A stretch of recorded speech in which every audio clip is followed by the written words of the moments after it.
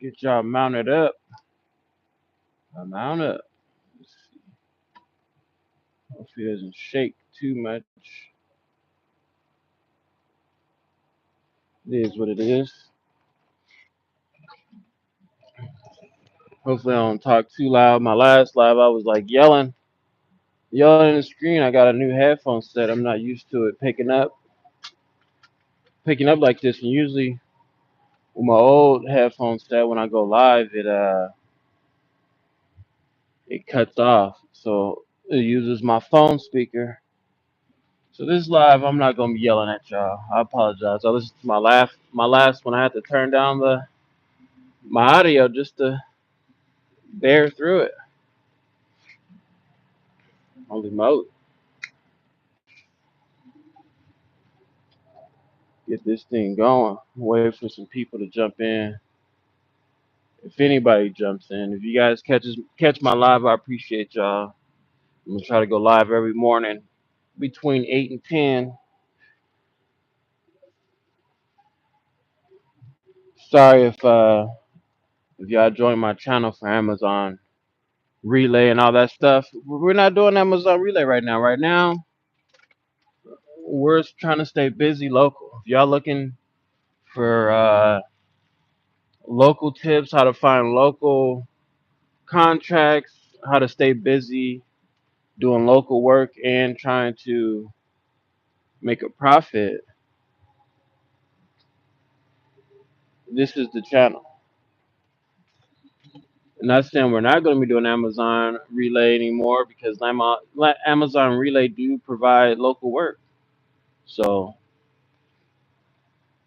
when our dedicated customer here runs dry or slow days, because slow days does happen in trucking, you best believe I'm going to be using the spot market, Amazon, and all that good stuff. Going back to my connection, emailing people, letting them know that my truck's available if they need me, and so forth.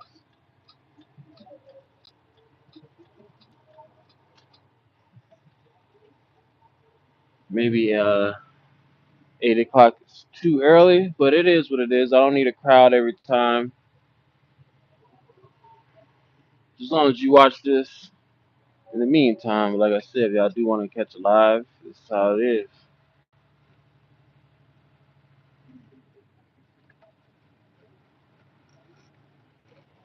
All right, now everything is messed up. Even the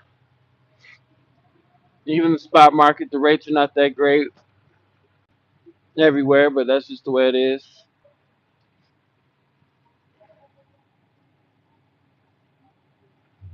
I wonder if like the stock market's down, all that stuff. I think understanding the stock market and how it affects the trucking industry is something that I'm still looking into, something I'm still trying to figure out. But trying to understand the impact that the stock market have on the trucking industry is a big thing. Because every time I hear, the market's low, the market's not doing good, the rates are always bad, or the rates go down, or right after I always hear that, the rates plummet. But doing local stuff, that's one of the benefits of if you find your local carrier, usually you guys already negotiate that rate. Um, that's why finding a direct shipper, even though my situation is someone as a direct shipper, but I do have a middleman. I do have a broker that that set everything up for me with this. So that's how we got to where we're at right now. The benefits of working local is you don't have to worry about that market and the cost, your overhead costs. You can kind of maintain it. You're not spending so much on like fuel and oil changes and all those little things as you would be if you were going OTR a lot, like really running your truck up and down. There is certain things, especially if you have a depth system on your truck. When you run a local, I'm not a mechanic, but my my depth system don't get up to a certain temperature to where it just blowing off that set. So every week, every other week, it depends on how hard I run. I like to do a force regen. I went on Amazon and bought a tool that has like diagnostics and all that stuff, and it allows me to do a force regen. So, like I said, every other week, if not every week, depending on how hard I run my truck, I do a force regen at the end of the day just to burn off some of that set. Especially because sometimes my truck does regens on itself, but it do it out of nowhere. Like right now, I'm sitting at this light and it'll kick into a regen. And so every time I drive and stop, it'll reset the regen. Then I gotta pull over and wait 20 minutes, 30 minutes while it does the regen. So when it does things like that, I know for sure, okay, I'm gonna have to do a real regen. Let this thing run for like an hour or so, doing a regen to get all that black set out because it's build up. But that's just something I do. That's just something I do, man. But one thing for sure, two things for certain, we are going to prepare for the market recovery. There's going to be a recovery, hopefully. At the beginning of the year, it's always slow. So right now, easier said than done. I'm just trying to keep my truck, little list things that are cheaper than others. I'll try to knock those out, get my truck ready, keep my tires going and all that good stuff. So when the market does pick up, if I do want to hit the road, I know my truck is ready to hit the road. So right now, if I was a truck driver, or I am a truck driver, but right now I'm just preparing for the market recovery for sure. But I don't plan on, this local thing is awesome. The benefits of being local, having a local contract. If you find the right one, it is out there. I've heard people, tell me you're not gonna, it's not gonna be successful. You're not gonna have the home time you want. You're not gonna make the money you want, and all this other stuff. When ooh, this guy's running across the street. When you add up all the stuff like overhead costs and all that stuff, it end up equaling the same. Um, Maybe 1,000, less, and sometimes I'm making 1,000 more. It all depends. Like I said, that rate fluctuate when you do on the spot market is nuts. Um, and even if I had a customer, direct shipper customer type deal contract that's OTR, say if I was going from Vegas to Pennsylvania or Dallas twice or three times a week, and I know I'm gonna make whatever 6,000 a week. It's just that home time you can't buy that back. No more, no money, no amount of money out there. You chase the money, especially when you have a family out there. Unless you have an exit plan, unless you set up to where if your truck goes down, you don't want to be a trucker anyway, so you're saving up to do something else. But um, I don't know. I just value my time. I value my home time. So even stuff like that, I don't want to do. But if I was blessed to even have something like that, I'm not saying I'm not gonna do that. That's something for sure I would do. But can't beat the home time market, man. That's where trip planning stuff like that. You got to be a really good trip planner. If you don't have a direct shipper contract and all that good stuff, you just got to really, really be good at trip planning. Know where you want to go, knowing your lane, knowing the cost of your truck is crucial, so you can know your profit margin, so you can know if you're getting underbid, overbid, or if it's either worth going, or if you're just doing it for free. Like you're basically just doing it for fuel money if you don't know how much it is to run your truck. and I can do a video on how you can calculate how much you need to make per load to make a profit, because everybody's overhead is different when it comes to running a truck. So I can't sit here and tell you, I need this much per mile for my truck and then expect that to be what you need to run your truck. Um, so that's something you really, really have to know, um, at least learn how to do. But but yeah, man, we're out here getting it. We're doing this low. We're heading over to Niagara to drop this off and pick up. And yeah, so so that's gonna be awesome. But yeah, building relationships, guys. I know I'm just rambling on. I'm just trying to. I got some key points down here that I want to share with everybody. Thank you to everybody who jumped on the live. Um,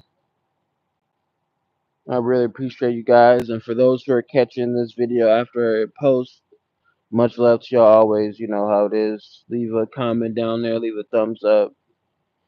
Help your boy grow the channel. But I'm gonna get these key points out, and then you guys are gonna have to enjoy the view. Assessing the local market demand. So everybody, wherever you're at, you got a local market. There's local work out there. That's where the connections come into you know building relationships up with brokers that you work with. If you're on the spot market, you put the radius of 50 miles, and some local stuff come up, and you actually get with a broker that's cool. You represent your company the right way. Let them know that for lows like this, you're available. You can do this X amount of times a week, et cetera, et cetera. Just building up that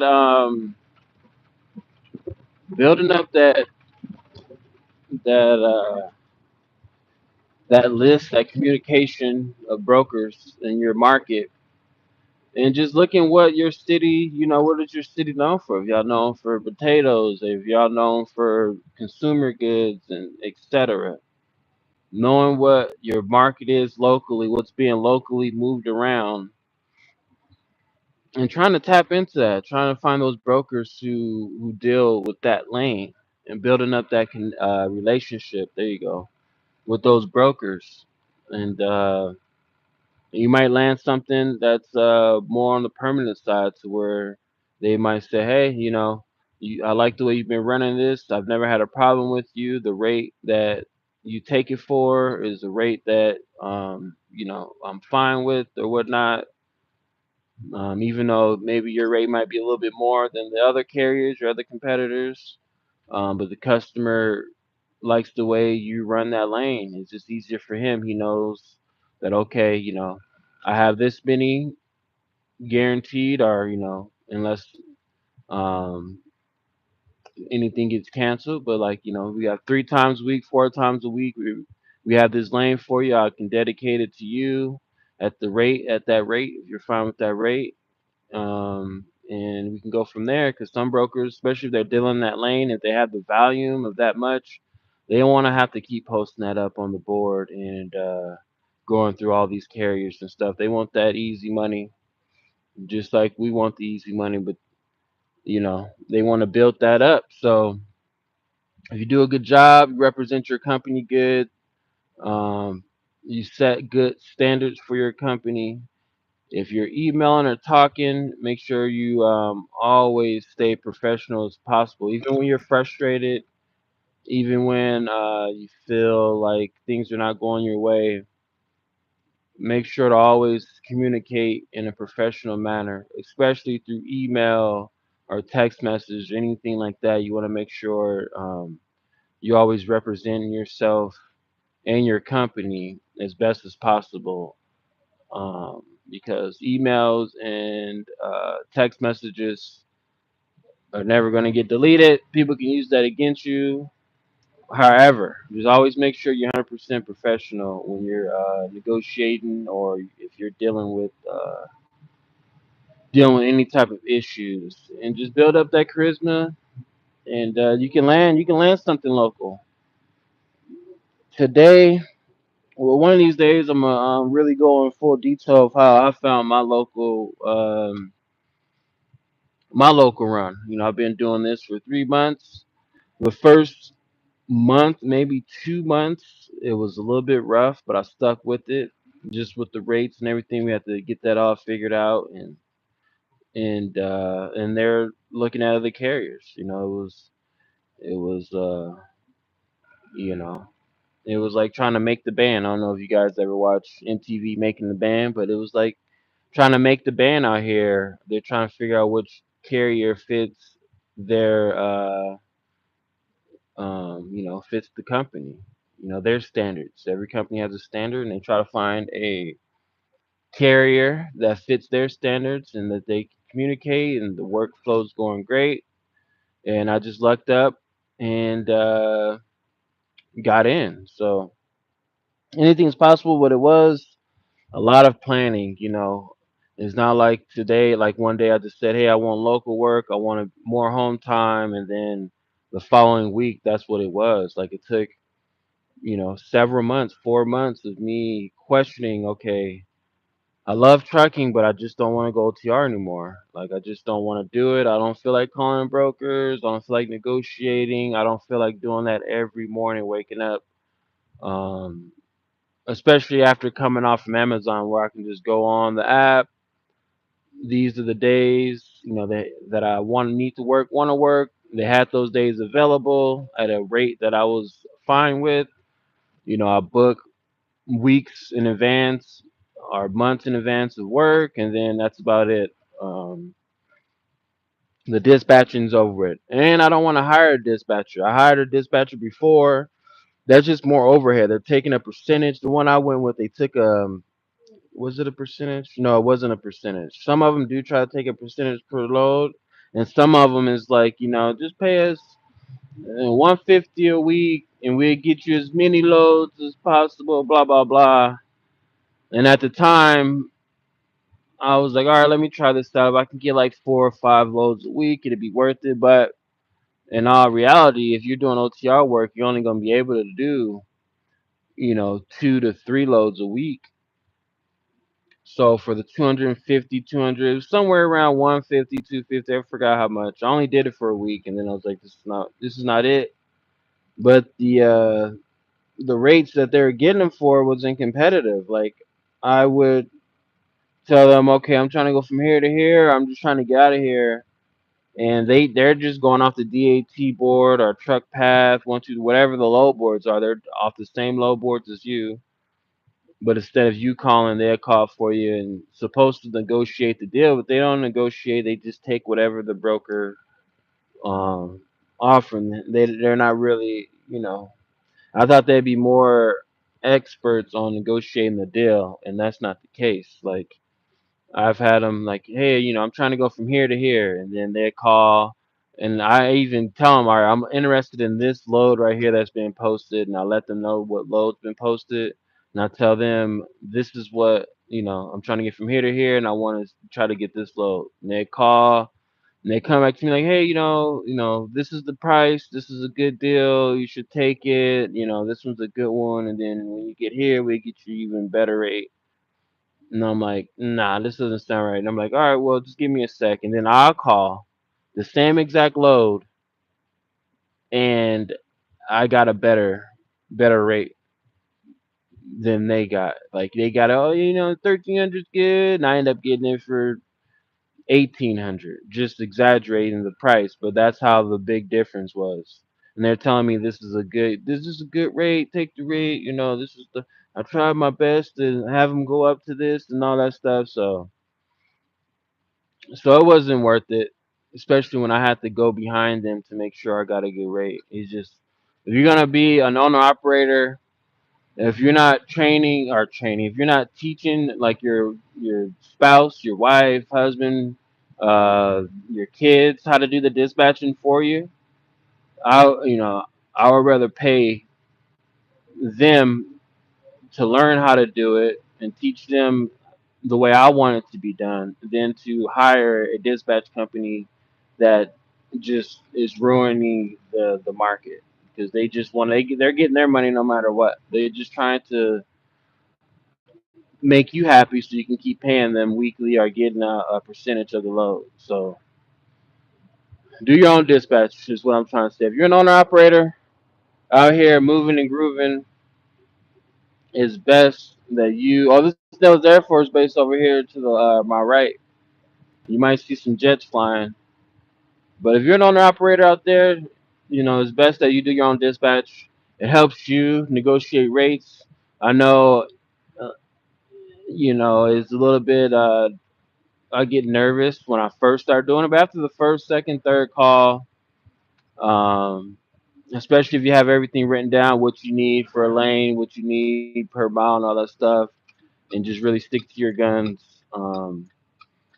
Each call gets easier. And I tell you, every morning I find a load or two that I really want, and it's end up being like the fifth load or fifth call, sixth call is the one I end up getting, and sometimes I end up getting paid more than the load I really wanted. So don't give up on that first or second or third call and be like, all right, well, this is my third call, and I just want to take it. Just all right, no, like stick to your guns even if you're in a bad market. Sometimes I have to drive, 50, 100 miles out of the because there's too much trucks, not enough loads.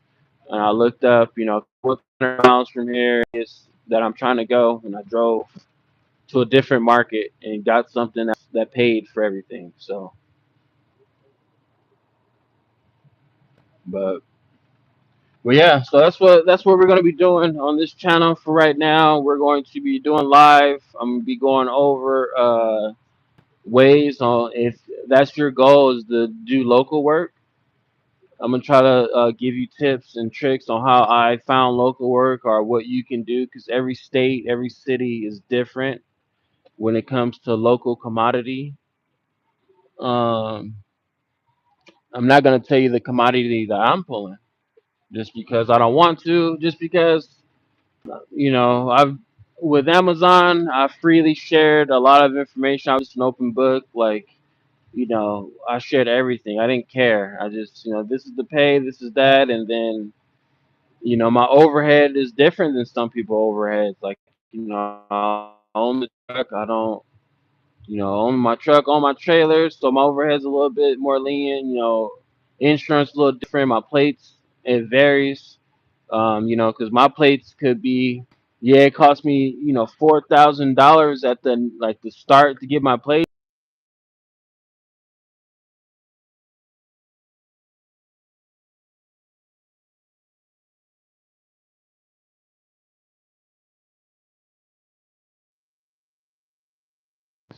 A year to renew my plates. Well, that's just my situation, and I figured out why it was so high. Is because I was doing 49% state truck. So I figured out why my plates were 25 and other people's plates were 1,500.